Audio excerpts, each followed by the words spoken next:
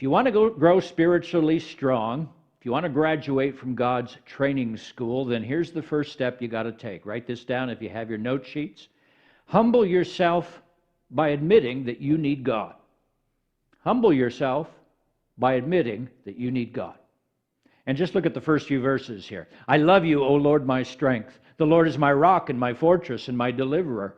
My God, my rock in whom I take refuge, my shield and the horn of my salvation, my stronghold. I call upon the Lord who is worthy to be praised, and I am saved from my enemies. The cords of death encompassed me. The torrents of destruction assailed me. The cords of Sheol entangled me. The snares of death confronted me. Time and time again, David will say throughout this psalm, God, without you, I'm lost. I mean, look at the words that he uses just in these first few verses. How does he describe himself? Entangled, assailed by torrents of destruction, cords coiled around him like that Voldemortian snake, ensnared. Saul had all the power here, the authority of the throne, the might of his army, the comfort of the palace. David's in a cave with a couple people with him. David had nothing. And so he cries out to God and recognizes he needs him.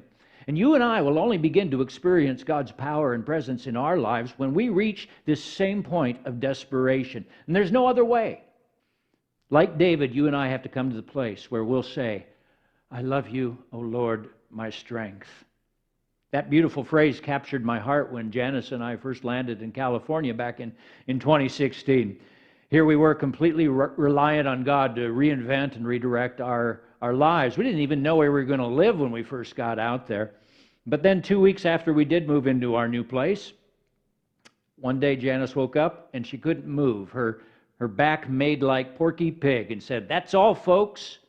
And for the next 10 weeks, she couldn't sit in a car and go down the road more than a mile. She couldn't walk down a sidewalk for more than 100 yards without feeling pain well up inside of her and having to pull up. There's always a Red Sea, that gets in front of us before you enter your promised land, is what somebody once told me. But I'll tell you what, it was frightening. And with David, I could say, the cords of death encompassed me. The torrents of destruction assailed me. That's how it felt. We had no jobs, had no friends, no support system. We'd only been to visit a church once.